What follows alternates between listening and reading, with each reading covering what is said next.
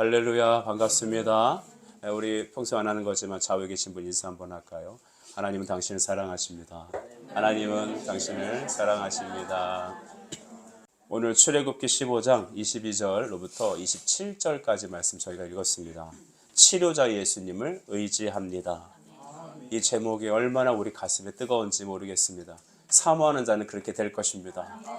우리 오늘 감사원금 올라온 것 중에 주님 내 믿음이 너를 낫게 하리라, 그 말씀을 읽는 순간 저도 어찌할 바를 모를 정도로 감동이 되었습니다. 하나님의 은혜가 여러분들에게, 믿음의 그 사람들에게 임할 것입니다. 우리는 사랑이란 말 참 좋아합니다. 화목함이라는 것, 여러분 우리가 사모하는 거죠. 기쁨 어떻습니까? 이 모든 단어들은 긍정적인 것이죠. 영적인 단어들입니다. 사랑하는 것, 화목하는 것, 기쁨들 우리 안에 가득하기를 원하죠. 근데 하나님은 이런 것들을 우리에게 주시길 원하시는데 문제가 한 가지 있죠. 우리 인생이 유한하다는 것입니다. 돈은 갖고 있어도 언젠간 다 쓰기 마련이며 청춘도 금방 흘러갑니다.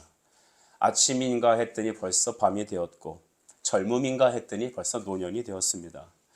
그러다 보니 마음은 그렇지 않은데 우리는 사랑하고 싶고 기쁘고 싶고 화목하고 싶습니다. 하지만 무엇이 문제일까요? 우리 안에 궁극적인 제한된 인생 때문에, 즉 유한한 것들 때문에 우리는 그런 것들을 누리기가 어렵습니다. 부부싸움의 대다수의 원인이 뭔가 단 한 가지를 꼽으라면 물질적인 어려움입니다. 뭐 성격이 다르다 어쩌다 뭐 그런 건 이제 이면적인 거지만 정말 중요한 내용은 정말 돈이 없어서입니다. 삶의 무게가 무거워서입니다. 모든 것이 다 연쇄고리로 이렇게 흘러가게 마련입니다. 우리는 정말로 인생에서 궁극적인 생수가 없어서 우리는 제한적인 내 인생의 생명과 물질과 삶을 살다 보니 그런 것들을 다 소진하고 나면 어깨에 무거운 짐을 지고 매일매일 하루하루 사는 것이 너무나 힘든 것이죠. 그러다 보니 우리 안엔 전쟁이 일어나고 우리 안엔 사랑해야 될 사람에게 미움을 주고 화평해야 될 곳에서 화목하지 못하며 기쁨이 사라지고 우리 안에 궁극적인 감사가 휘발되어 버립니다. 그래서 오늘 우리는 이 말씀을 들어야 하는 것이죠. 오늘 성경은 말합니다. 모세가 홍해에서 이스라엘을 인도했다라고 합니다. 홍해 바다를 여러분 그들은 맨 땅처럼 건너갔습니다. 여러분의 구원은 홍해를 맨 바닥처럼 건넌 그런 사람들이죠. 원래 홍해는 맨 땅으로 건널 수 있는 데가 아니잖아요. 바다니까요. 그런데 하나님은 그것을 갈라버리셨습니다. 있을 수 없는 것들을 하게 하신 것, 그것이 우리 하나님의 전능하십니다. 구원은 여호와께 있습니다. 하나님의 전능함이죠. 여러분은 그 전능함 속에 살아가는 기적을 상식과 같은 삶으로 살아가는 사람들입니다. 여러분 그들은 바다를 통해서 3일 동안 수르 광야를 걸으며 행진했습니다. 우리가 아까 예배 전에 한 5분 정도 읽었던 성경 분량은 뭐냐면 모세와 미리암의 노래였습니다. 구원의 노래. 하나님이 우리를 어떻게 건지셨는지, 애굽에 있는 군사들을 저 바닷속에 싹 수장해 버리시면서 극적인 구원을 경험하며 하나님을 찬양하지 않을 수 없어서 기뻐 뛰며 춤추며 소고치며 찬양했습니다. 사람이 너무 신나면 막 노래를 부르게 돼 있거든요. 여러분 최근 들어서 콧노래 부른 적이 언제인지 여쭤보고 싶어요. 막 흥얼거리면서 우리가 기쁘며 흥얼거리면 노래가 나올 때 막 얼굴이 기뻐갖고 신나고 막 그럴 때 있잖아요. 그럴 때가 언제였는지 좀 궁금합니다. 살면서 좀 어려울 수도 있거든요. 그렇지만 기뻤던 적이 너무 오래된 사람은 문제가 있는 겁니다. 여러분 예수 믿는 사람은 이 땅에 발을 딛고 살지만 우리의 시선은 하늘을 향해 지목하는 사람들입니다. 여러분의 기쁨은 하늘에서부터 다운로드 되는 사람들이죠. 이 땅에서는 끌어당겨봤자 있는 거 없어요. 이 물 한 잔도 마시면 사라져 버리죠. 근데 우리 주님은 우리 안에서 생수의 강을 넘치게 하신다 했습니다. 이스라엘 백성은 그렇게 기쁨을 누렸습니다. 구원받았습니다. 야, 드디어 탈출이다. 드디어 구원이다. 이제 우리 앞에는 새로움이 펼쳐질 거야. 라고 하면서 하나님은 그들에게 수르 광야로 인도하셨습니다. 3일 길을 걸었습니다. 우리 여기서는 장정들도 있지만 어린이들도 있고 우리 연세 드신 분들도 있습니다. 남자도 있고 여자도 있습니다. 당시에 60만이나 되는 수많은 이스라엘 사람들이 그 3일 길을 그 또 물이 없는 곳에서 행진했다고 생각해 보십시오. 그것은 수풀이 아니었습니다. 그늘막이 없는 곳입니다. 광야, 햇빛이 떼어지는 아무것도 없는 그 땅이었습니다. 그들이 가지고 있던 물은 다 소진했을 겁니다.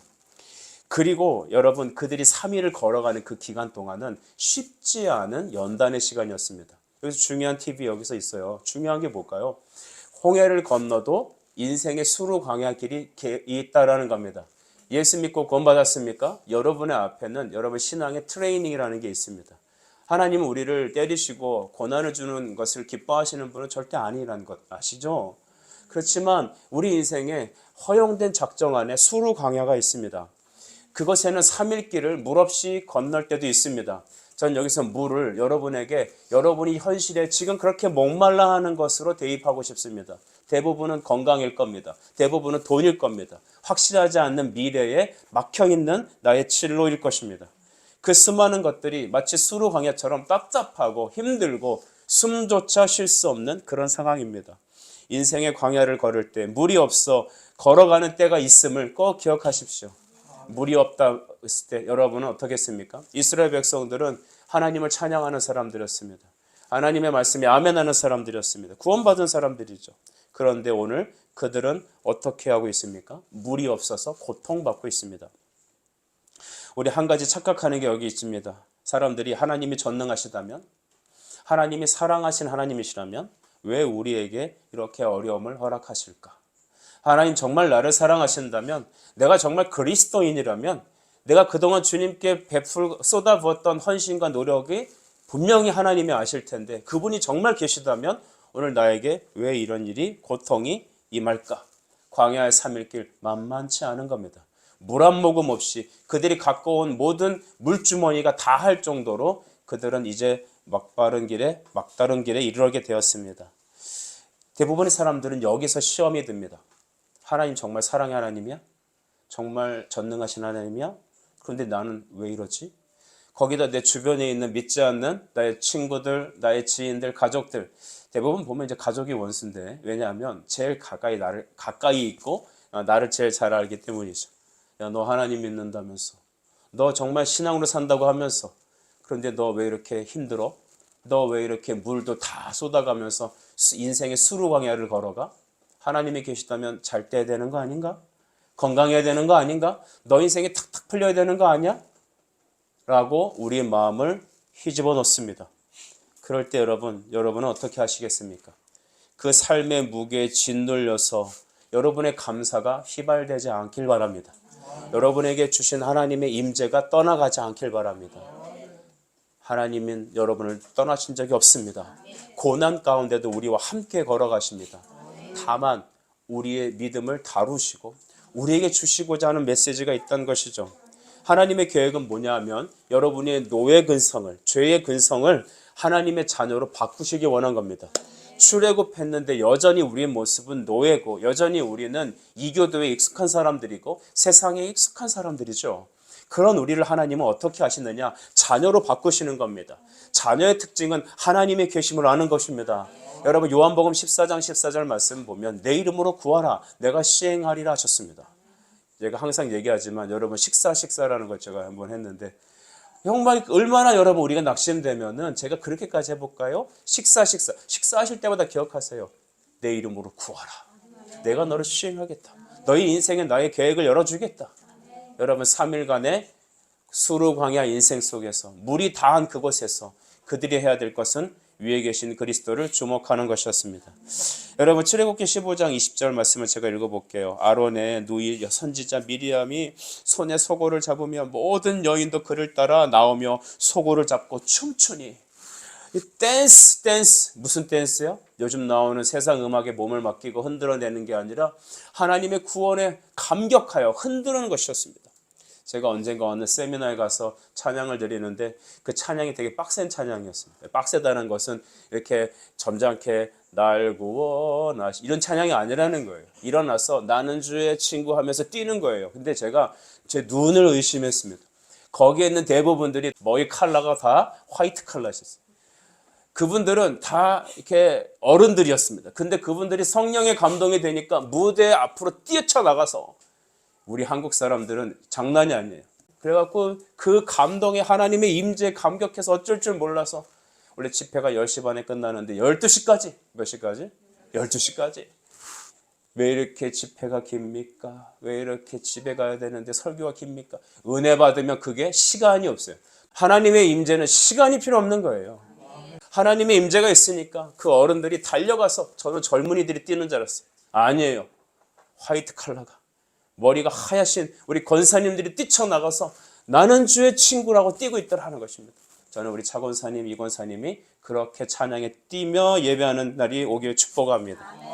여러분, 이렇게 하나님께 그들은 뛰면서 찬양하며 하나님의 임재에 감격했습니다. 그런데 오늘 그들의 모습은 감사가 사라진 것 같습니다.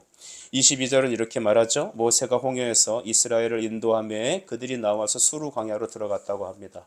사흘길, 3일길을 걸었대요. 물을 얻지 못했습니다. 그리고 23절을 보면 마라에 이르렀다라고 합니다. 마라. 근데 그 물이 써서 마시지 못하니까 사람들이 그곳의 이름을 뭐라 지었냐면 마라라고 지었습니다. 여러분, 이 마라라고 하는 것은 쓰다라는 것이죠. 쓰다, 고통. 여러분이 지금 딱 떠올려 보십시오. 여러분 현재 인생에서 지금 여러분이 살고 있는 현실에서 있는 마라는 무엇입니까? 이 마라는 바로 쓰다, 히브리어죠. 고통, 마라, 써서 마실 수 없다라는 것입니다. 3일길을 걸었습니다. 정말 모든 푸대의 물을 다 소비했습니다. 이제 정말 생수가 없으면 자식은 물론 거기 있는 모든 사람들이 다 전멸할 위기에 이르렀습니다. 근데 여러분, 이 마라가 제가 지금 뭐라고 말씀드렸죠? 뜻이 뭐라고요? 쓰다, 고통이다, 그렇게 말씀드렸어요. 인생이 바로 이것입니다. 마라입니다. 인간의 본성은 마라입니다. 모든 사람의 마음은 하나님 보실 때 그들이 마라입니다.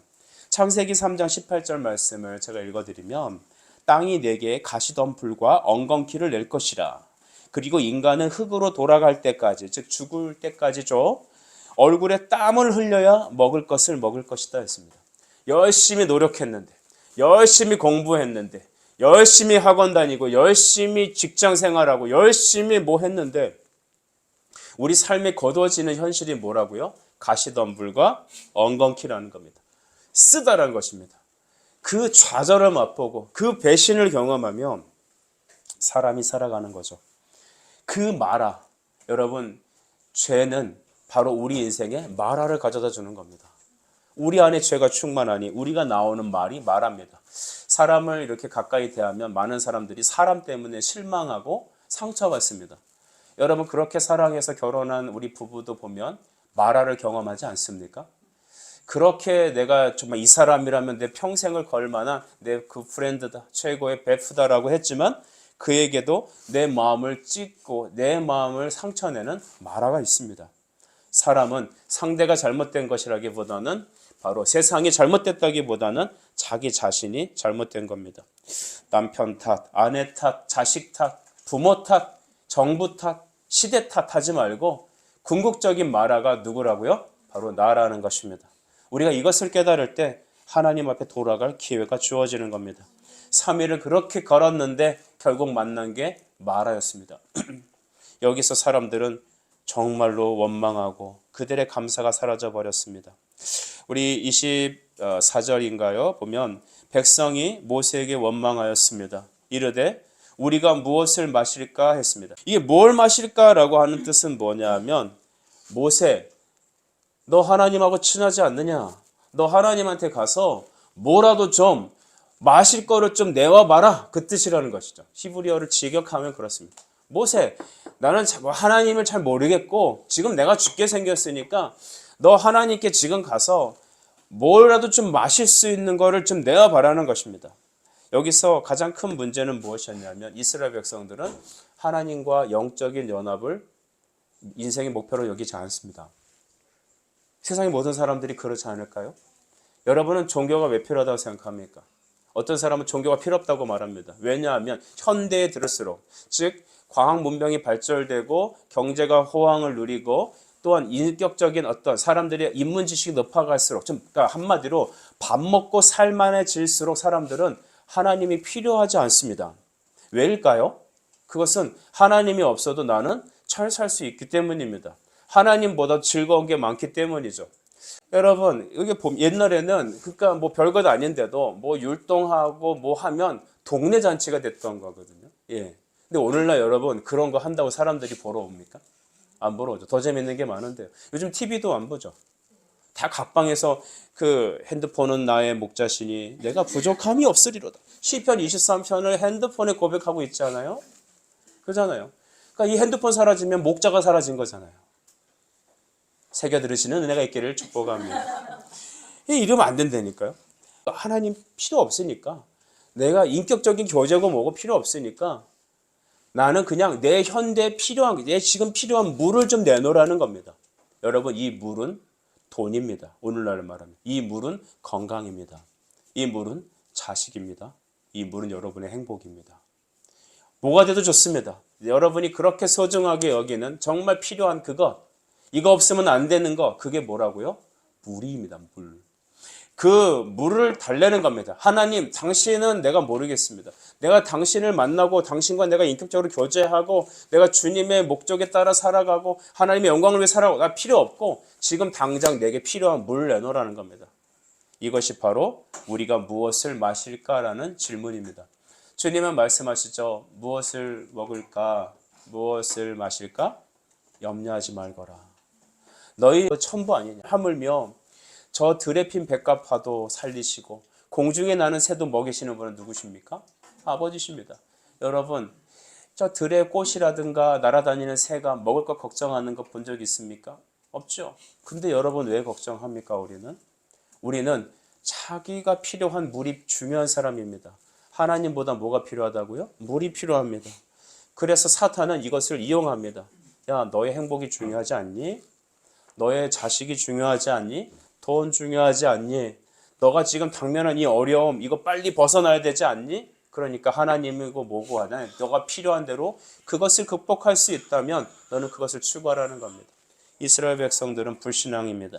여전히 애굽에서 그렇게 우상을 섬기더만 지금 출애굽한 이후에도 여전히 하나님을 어떻게 대하고 있습니까? 우상 대하듯이 하는 거죠.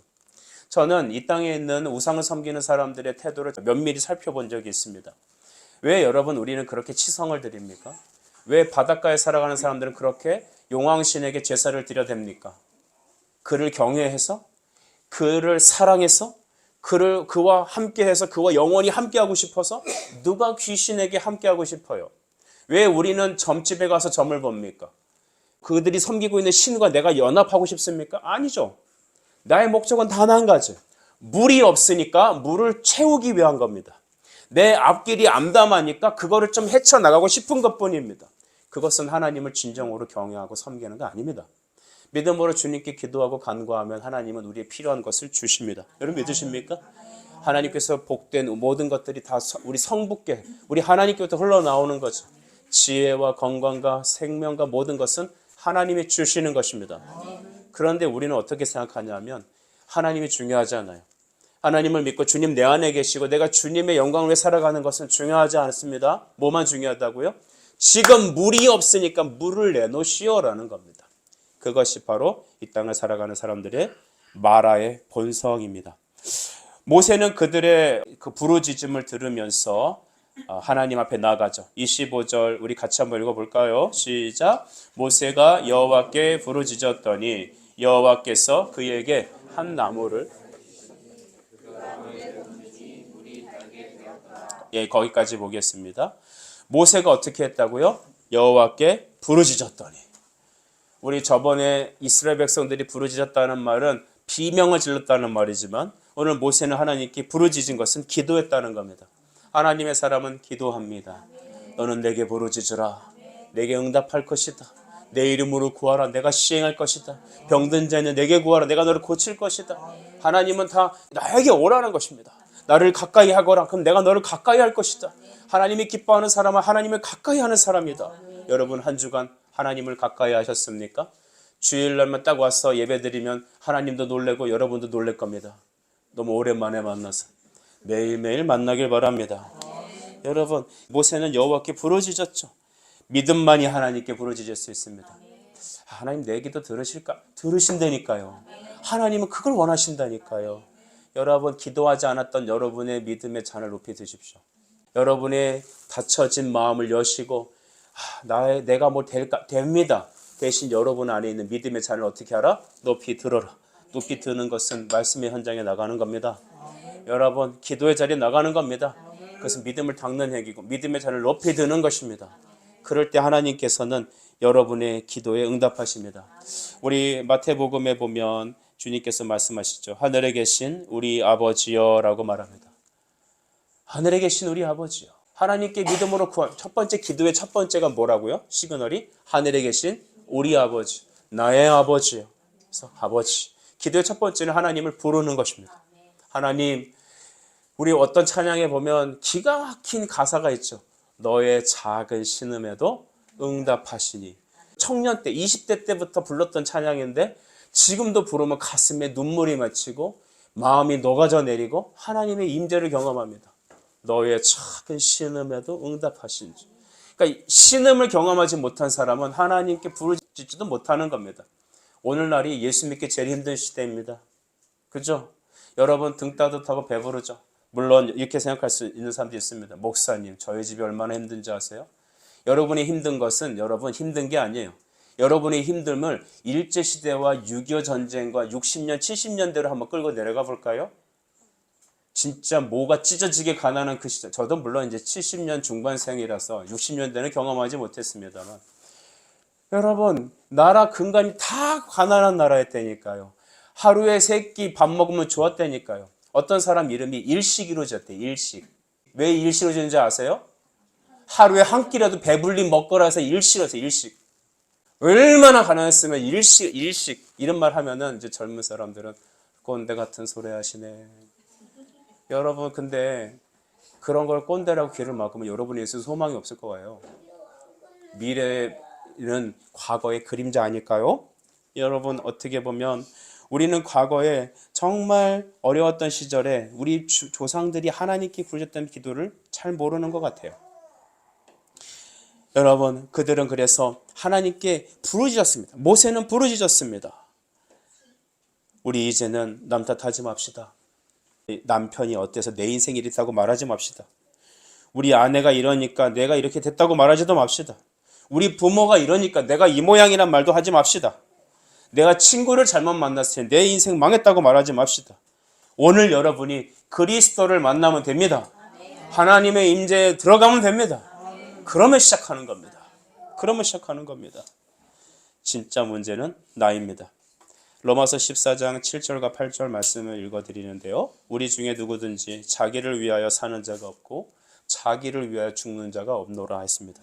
우리가 살아도 주를 위하여 죽고 죽어도 주를 위하여 죽나니 사나 죽으나 따라합시다. 우리가 주의 것이로다.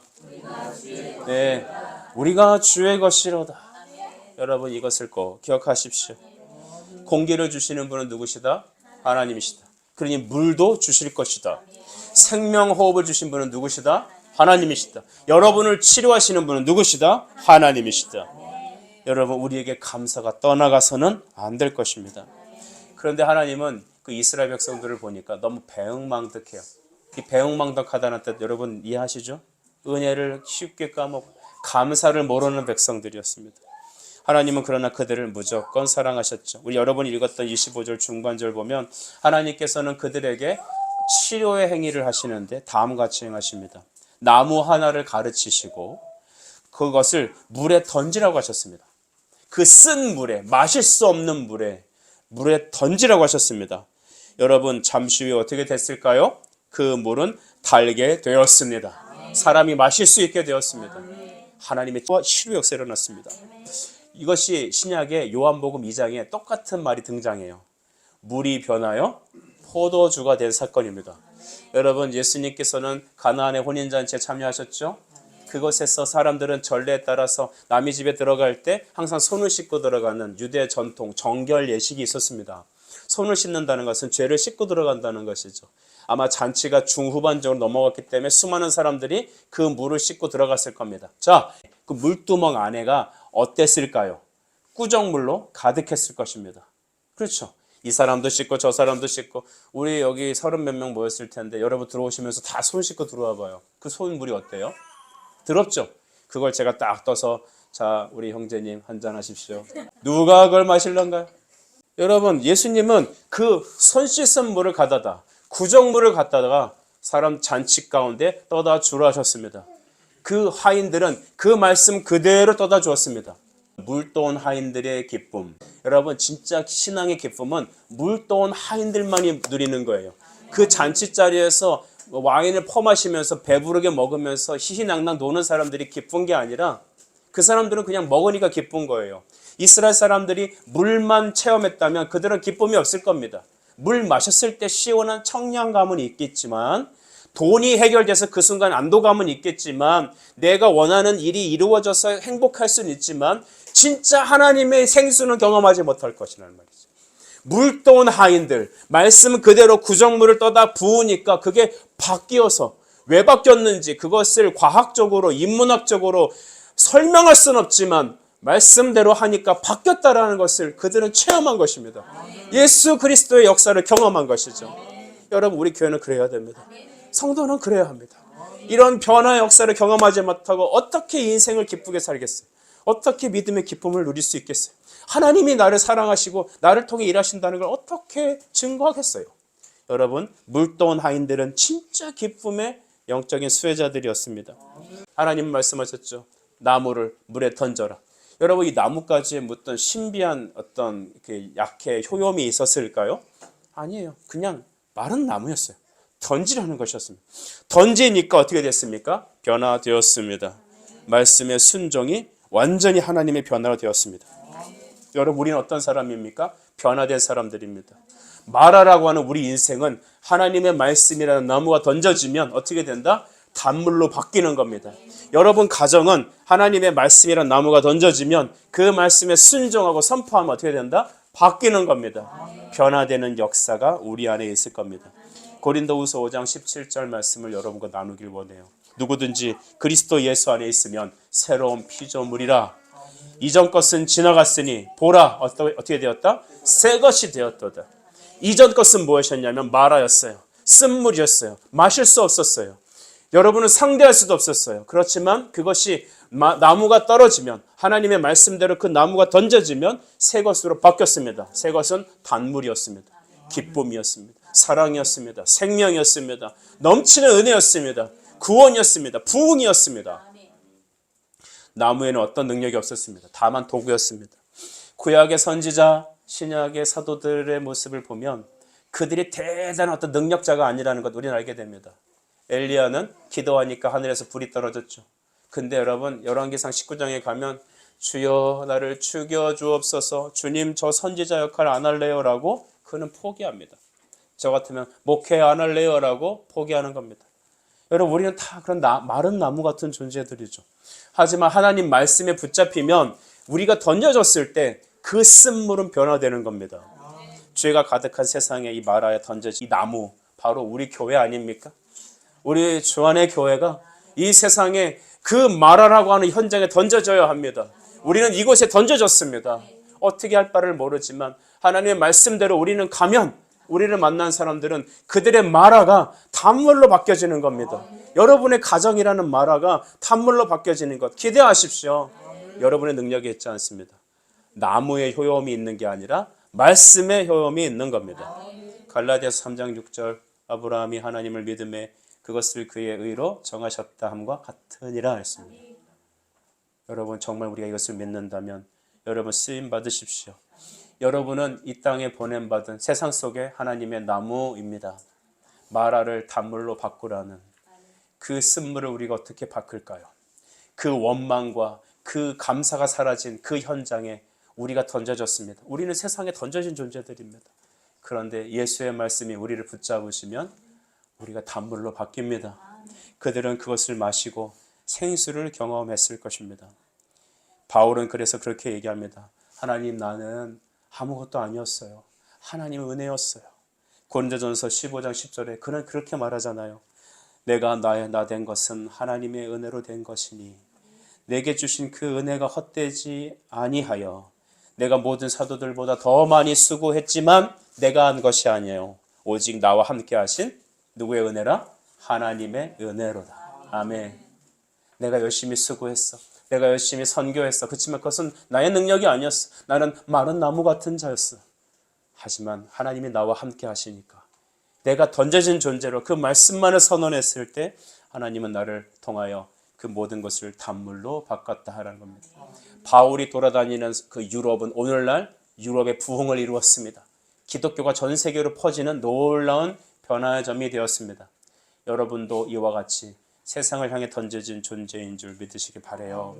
하나님의 26절에 다음 같은 것을 이루시죠. 이르시되 너희가 너희 하나님 나 여호와의 말을 들어 순종하고 내 보기에 의를 행하며 내 계명에 귀를 기울이면 내 모든 규례를 지키면 내가 애굽 사람에게 내린 모든 질병 중에 하나도 너희에게 내리지 아니하리니. 다 같이 읽습니다. 나는 너희를 치료하는 여호와임이라. 아멘.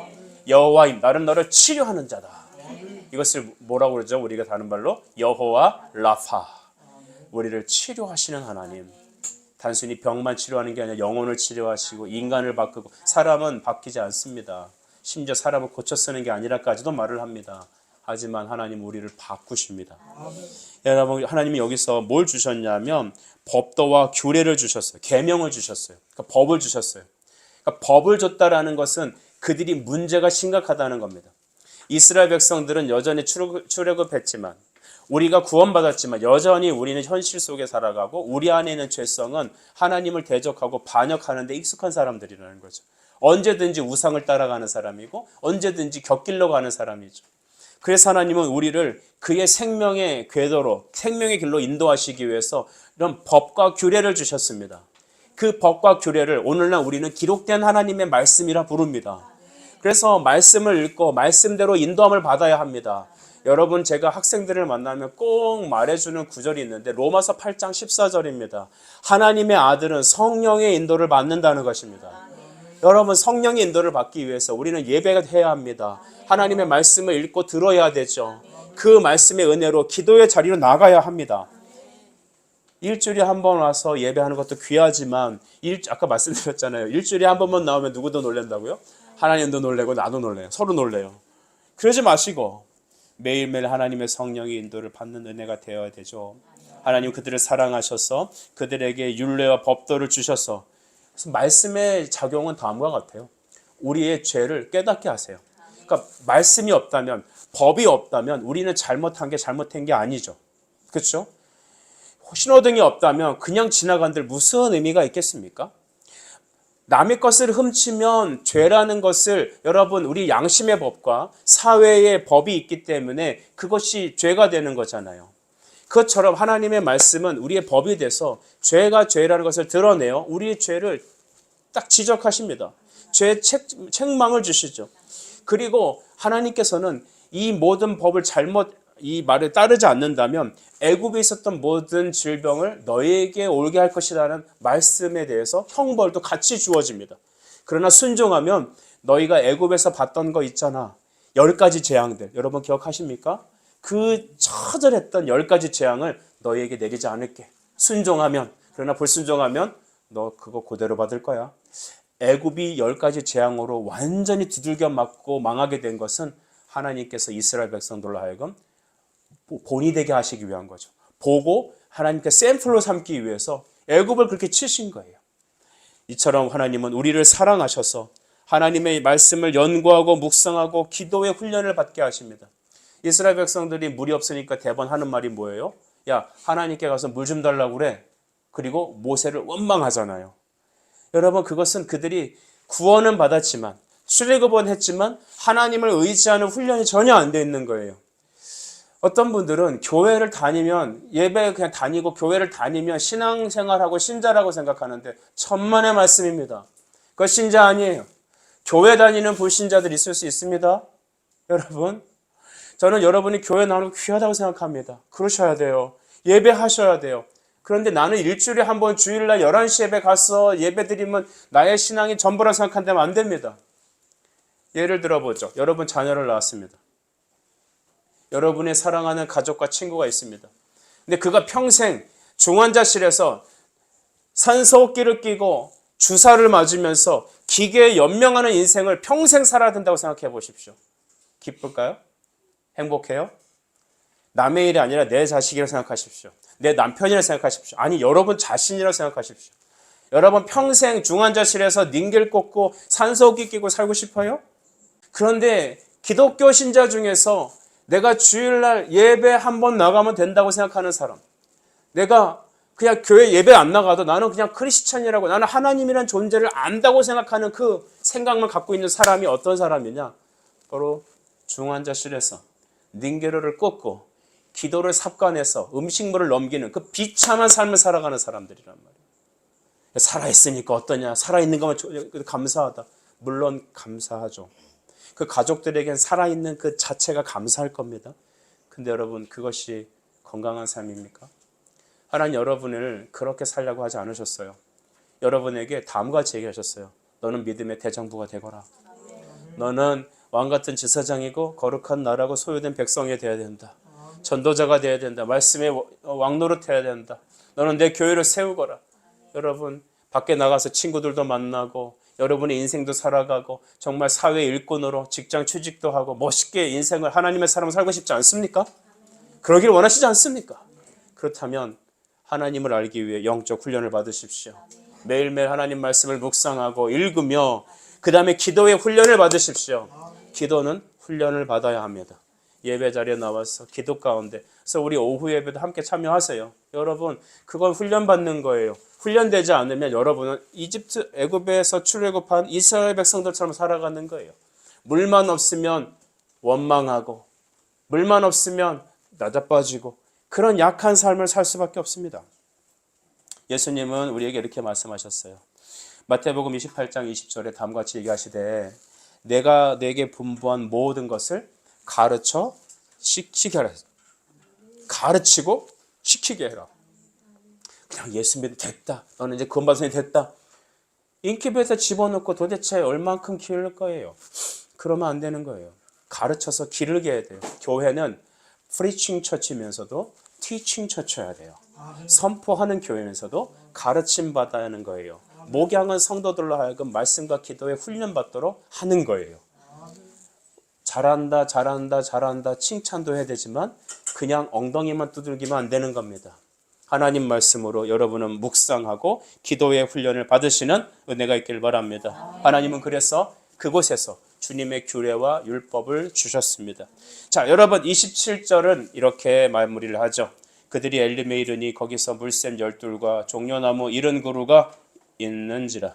거기서 그들이 그 물 곁에 장막을 치니라. 아멘. 여러분, 엘림은 어떤 곳입니까? 제가 엘림에 대해서 여러 가지 찾아봤는데 정확한 어떤 뜻은 별로 나오지 않았어요. 근데 어떤 책에서 초장과 물가라는 쉴만한 안식처, 휴양지 뭐 그런 뉘앙스로 설명해 놓은 것이 있었습니다. 여러분, 그러면 저는 시편 23편 2절이 생각나더라고요. 그가 나를 푸른 불밭에 누이시며 쉴만한 물가로 인도하시는 도다. 아, 우리 하나님께서 지친 우리 영혼에게 쉴만한 물가와 또 그런 아름다운 이곳에 쉬게 하신다라는 거죠. 엘림은 위로의 장소였어요. 하나님이 너희를 사랑한다는 것이고 지친 우리를 격려하시는 것이었습니다. 저는 우리 교회가 그런 엘림과 같은 교회가 되길 바라요. 엘림, 우리의 쉼이 되는, 교회 오면 봉사도 하고 할 일도 많아요. 하지만 여러분, 하나님 말씀 속에 내 영혼이 쉼을 얻고 충전을 받는 것이거든요. 채우심을 받는 겁니다. 특별히 여러분 엘림에 갔을 때 물샘이 몇 개 있었습니까? 12개가 있었습니다. 종려나무는 70개, 70개가 있었습니다. 이것이 다 이스라엘을 나타내는 증거들이죠. 이스라엘은 몇 지파로 되어 있습니까? 12지파로 되어 있습니다. 이스라엘 총 지파를 말하는 것이고 70은 이스라엘의 총 장로들의 숫자. 장로는 어떤 공동체 대표를 말한 지도자들을 말하죠. 그러니까 이스라엘의 모든 사람들을 다 아우를 수 있는 12과 70을 딱 맞춰주셔서 그곳에서 쉬게 하시고 또 공급하게 하셨습니다. 온 이스라엘을 품는, 즉 우주적인 하나님의 교회를 안으시는 우리 하나님의 도우심과 섬김은 오늘 엘림이라는 곳에서 그들을 쉬게 하셨습니다. 그러므로 다윗은 시편 23편의 1절에 다음과 같이 얘기하는데 우리 이것을 암송하는 분은 같이 한번 하실까요? 시작. 여호와는 나의 목자시니 내게 부족함이 없으리로다. 아멘. 여호와, 그분이 나의 하나님이시면 나는 만족합니다. 그로 하여금 나는 쉼을 얻습니다. 여러분, 말씀을 마치고자 해요. 로마서 8장 32절은 그 아들을 우리에게 주신 하나님께서는 그 아들 예수 그리스도와 함께 우리에게 모든 것을 주셨다라고 성경은 말합니다. 아들이 있는 자는 영생이 있습니다. 인생의 마라를 경험하는 우리 성도 여러분, 하나님은 이전 것 마라를 단물로 바꿔주실 것입니다. 그 은혜와 믿음의 확신 가지고 날마다 기쁨과 찬송의 엘림을 누립시다. 이 땅에서 천국을 잠시 경험하며 우리 영원한 엘림인 천국에서 우리 함께 만납시다. 그러므로 여러분, 진정한 달콤함은 바로 마라에서도 내가 할 수 없는 그것을 하나님의 말씀으로 단물로 바꾸시는 그 하나님을 기대하는 믿음에 있습니다. 여러분, 말씀을 달콤히 받아들이십시오. 내가 할 수 없다라고 마라를 경험하는 그날 우리 입에 원망과 불신앙이 퍼져나가는 게 아니라 오히려 하나님을 기대하며 모세와 같이 부르짖고 기도할 때 하나님은 말씀이라는 나무를 던져주셔서 여러분의 인생을 단물로 바꾸실 겁니다. 여러분의 소망 없는 자녀들을 하나님께서는 단물로 바꿔주실 겁니다. 우리 이웃들을 그렇게 바꾸실 겁니다. 그리고 여러분, 하나님께서는 여러분을 통하여 날마다 그 말씀에 여러분 자신을 묶어서 하나님의 달콤한 은혜, 내가 할 수 없는 것을, 따라합시다. 내가 할 수 없는 것을 그가 행하심으로 기뻐하자. 네, 이것이 마라에서 우리에게 주시는 하나님의 영적 레슨입니다. 하나님 우리에게 변함없는 기쁨과 영적 엘림의 충만함으로 우리를 충전시켜 주옵소서. 우리 함께 통성으로 기도하시죠. 기도할 때 여러분 인생의 마라가 무엇입니까? 구원의 노래가 가득 찼던 그곳에서 3일길을 지나며 그들은 마라를 만나고 다시 불신앙을 드러냈죠. 하나님이 누군지 모르겠지만 와서 내가 필요로 하는 그거 물이라도 채워주게 해라. 하나님은 그들에게 마라를 단물로 바꿔주셨습니다. 내 인생에 쓴 마라 때문에 낙심하고 고민하지 마십시오. 여러분, 우리 서로가 다 마라 같은 사람들입니다. 하나님, 마라 같은 내가 단물로, 주의 성령으로 단물로 바뀌어졌어. 또 우리 교회가 여러분이 세상 속으로 들어가 이 세상의 마라를 단물로 바꾸는 변화의 주인공이 되게 하여 주옵소서. 통성으로 기도합시다. 기도합니다.